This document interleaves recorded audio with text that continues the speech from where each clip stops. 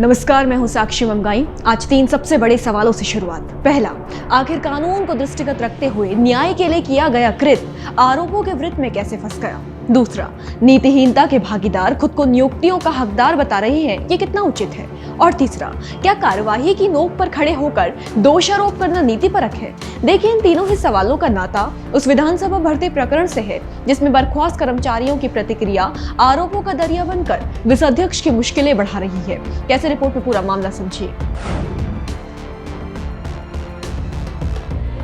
उत्तराखंड विधानसभा में हुई अवैध नियुक्तियों के खिलाफ विधानसभा अध्यक्ष का लिया बर्खास्तगी का फैसला कर्मचारियों को रास नहीं आया। फैसले के खिलाफ बर्खास्त कर्मचारी पहले हाई कोर्ट और फिर सुप्रीम कोर्ट का दरवाजा खटखटा चुके हैं। हालांकि बहाली की दरकार लिए इन बर्खास्त कर्मियों की अब तक राहत की तलाश पूरी नहीं हुई है, लिहाजा सभी कर्मचारियों ने सड़क पर उतरकर विरोध जताने का फैसला ले लिया और इसके लिए पिछले 5 दिनों से धरना प्रदर्शन भी कर रहे हैं। बल्कि शुक्रवार को उत्तराखंड विधानसभा के बर्खास्त कर्मचारियों ने विधानसभा अध्यक्ष के यमुना कॉलोनी स्थित शासकीय आवास का घेराव करने का फैसला भी लिया। खैर, गौर कीजिए कि इस पूरे प्रदर्शन के दौरान प्रदर्शनकारी विधानसभा अध्यक्ष पर गंभीर आरोप लगाते दिखे। ये क्या आरोप है, ये बताएंगे, पर इन आक्षेपों पर चर्चा करने से पहले इनकी मांगों को समझना जरूरी है।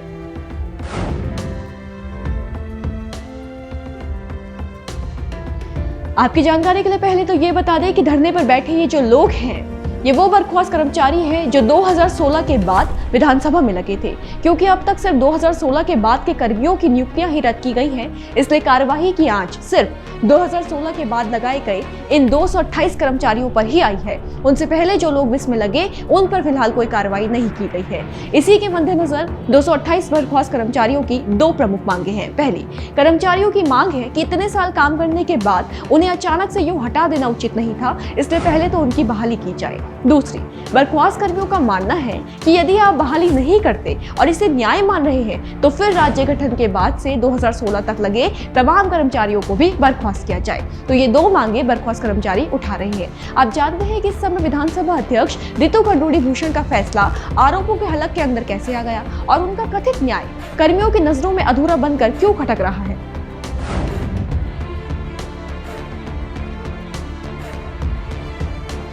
पहले तो आपको याद दिला दें कि विधानसभा में बैकडोर से भर्तियां करने पर सवाल उठने पर स्पीकर रितु खंडूड़ी भूषण ने 3 सितंबर 2022 को पूर्व आईएएस अधिकारी डीके कोटिया की अध्यक्षता में 3 सदस्यीय विशेषज्ञ जांच समिति का गठन किया था।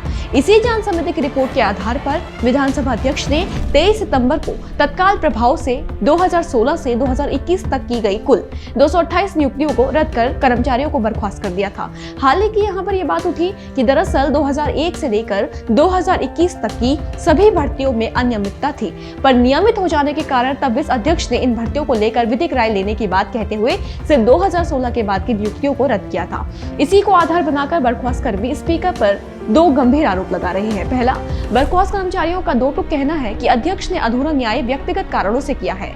मानना है कि 2016 से पहले विधानसभा में अवैध रूप से भर्ती हुए कई कर्मचारी ऐसे हैं जिनकी विधानसभा में नियुक्ति बीसी खंडूड़ी के मुख्यमंत्री रहते हुए कुछ चेहरों को बचाने के लिए पूरा न्याय नहीं किया गया है।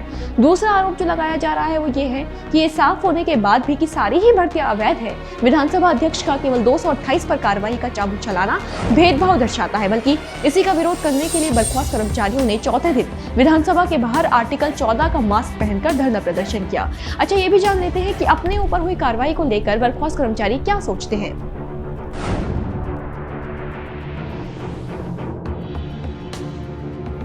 देखिए, बर्खास्त कर्मचारियों की मांगों पर गौर किया जाए तो प्रतीत होता है कि नाराजगी सिर्फ 228 कर्मचारियों के निरस्तीकरण पर है।